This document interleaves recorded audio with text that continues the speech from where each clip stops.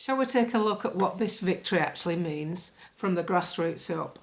Well, what it means is we have control of 10 large councils.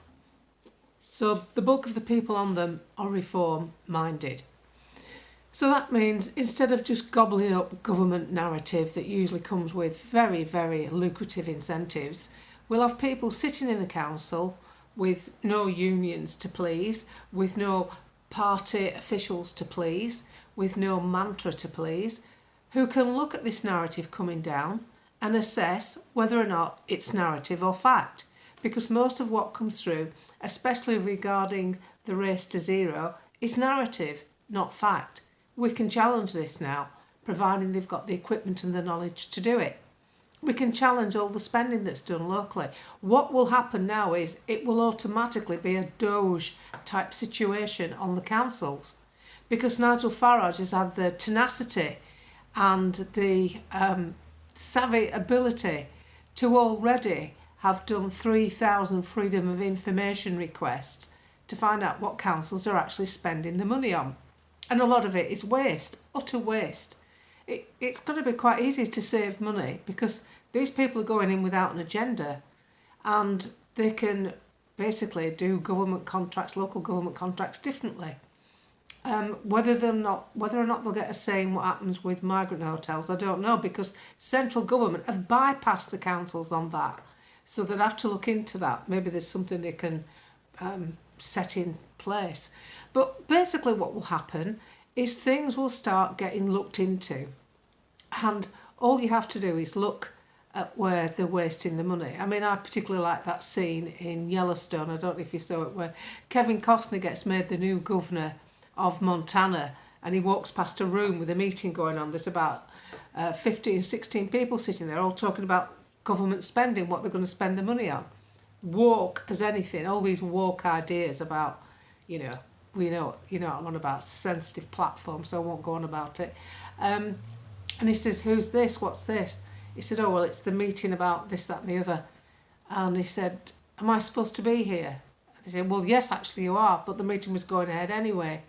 And it was about saving money, but really they weren't saving money, they were spending it on batshit crazy schemes, and Kevin Costner sacked them all there and then. I'm not saying it's going to happen, but it would be nice if it did. And he turned around and he said, right, you're all sacked. And he turned around to his assistant, he said, how much money have I saved? Because of the money that they were on, and he'd saved something like $2.5 million. He said, not bad for a first day. That's taking it to the extreme, but it's nice to dream. Seriously, this is it. This is the dismantling of the two-party system. And I'm telling you now, Labour will be sick as a chip. Sick as a chip. The Tories will be even more devastated. And no matter how many pleasing sound bites you hear from Robert Jenrick, they were in power for 14 years and they gave it away. That's the kicker, isn't it? They gave it away. They could have had all this time from 2024 right round to now to try and realign things. There's legislation in place to stop the votes. They've never used it. They could process offshore. They've never used it. Commandeer a cruise ship, a basic standard cruise ship, and put them on there offshore until you get their asylum claim through. Do it quicker, employ more staff. There's so many things the government could have done to stop this madness and leave the ECHR. Have they done it? No. So why does it take a politician to talk about it from that party after they've pulled away from power? I'm sorry, but that just doesn't smack of the truth to me. 14 years and you did nothing. You gave us Serco contracts. You were the first to do it. You boys in the Tory party were the first to give Serco contracts for asylum hotels as well.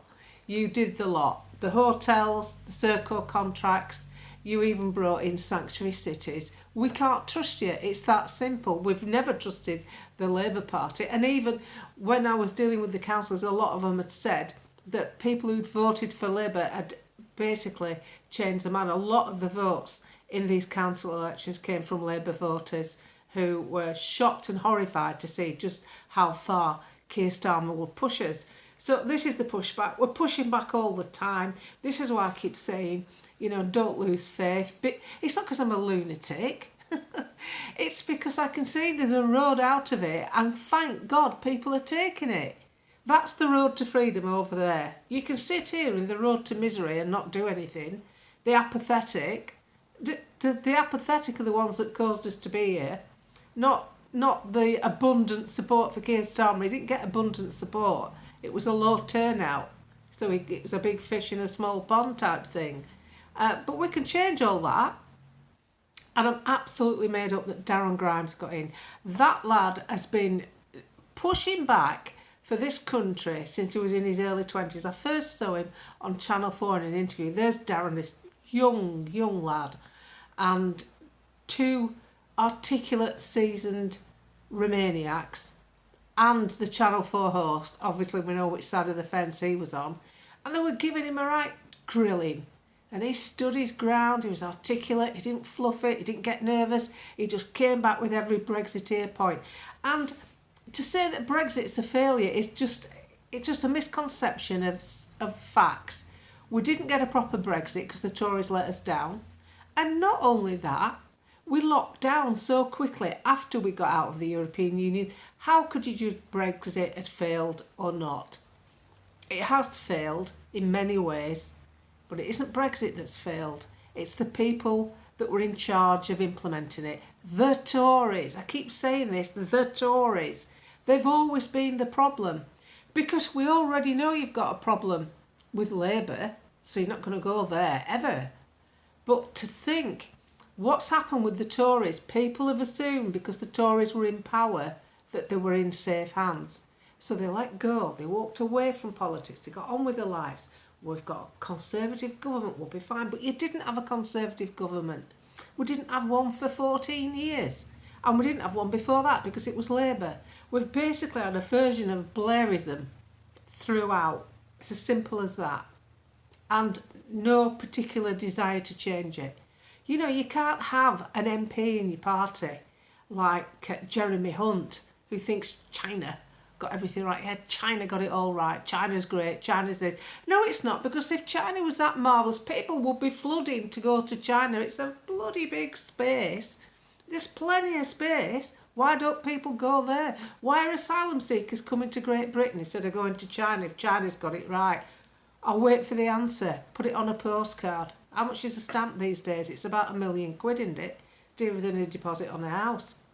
The thing is, I am in a good mood. I am in a good mood because I did work hard coming up to the council elections, got a lot of stick. It's paid off. Now you can see at this side of the fence why I was doing it. All the naysayers on my channel and these other people on their channels like ripping me a new one, like, oh, June Slater, she's just a Farage shill. I'm no shill. He couldn't pay me to speak for you or say things that you want me to say. I couldn't even do it. It would stick in my throat. It's probably quite a few wish to think one or two things that stuck in my throat over the years to shut me up, especially Tory MPs actually after they let us down with Brexit.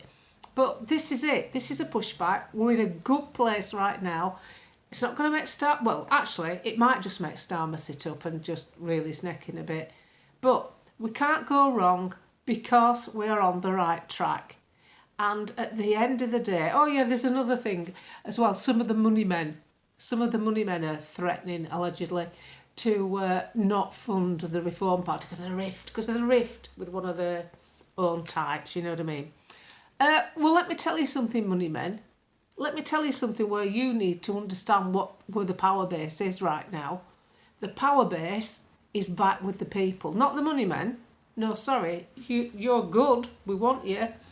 But don't think you can turn round and actually colour direction here that you're not going to let Reform win because of some internal rift. Sorry, that's not going to happen. And it's not going to happen because we see a vehicle that's for us. It's a public service vehicle. You're offering a chauffeur-driven limousine to the power base that you want. Well, we don't want that. We want someone who gives the power back to us. And Reform support direct democracy. I can't say this loud enough because once you get a form of direct democracy where the big stuff comes back to us, suddenly party politics is no longer that important. And it's a brave party and it's a decent party that's prepared to take that on board. And I know they are, because when they had a stand in Wales, Reform had a stand in Wales, you know, some sort of like political thing were going on. And I think it was at the Synod, whatever it's called, that place in Wales where they bugger all Welsh things up, 20 mile an hour speed limits. Can you still have a leak in? I don't mean at the side of the road, I mean growing them. Can you still grow leaks in Wales? They've probably put an embargo on that. Anyway, back to the point. There they were, the Reform Party, and guess what was by their side? Guess what they allowed to do in their venue? They allowed Neil Petrie to have his stand about direct democracy. They allowed him there alongside them. What does that tell you? That tells you that that's what they support. Because you know what? They're not afraid of direct democracy, because they're not afraid of anything you want. Anything we want doesn't put them in a bad light because they want it too. It's that simple. They're going to openly give you the choice on big stuff. They're going to use a direct form of democracy called referendum, but it has to be with an honest media. But if you get a government that's not trying to buy its way into the media, that says, look, this is the logical solution, these are the facts, put it out there, then the people know, then they can make a decision from an informed platform. I've supported that all my life. I was brought up to believe in that, and it's something I'll always do. I mean, I can't stop smiling, can I? We're on the right track. This is as good as it gets, and it's going to get stronger. And let's face it, the other thing, these councillors will be more approachable, more open to listening to ideas than people who are listening to party politics. They're not an old enough party. There's not enough party, if you know what I mean, for them to, all right, well, don't forget, well, now you're at the council, do it this way, do it that way. They're going to look for new and fresh ideas, things that will work, things that will cost less money, and things that will please the taxpayer. See, the tax is coming back to us. That's what they're about. That's what I'm about. I presume it's what you're about. So let's just keep this momentum going. Oh, don't forget to subscribe to my channel. It's free.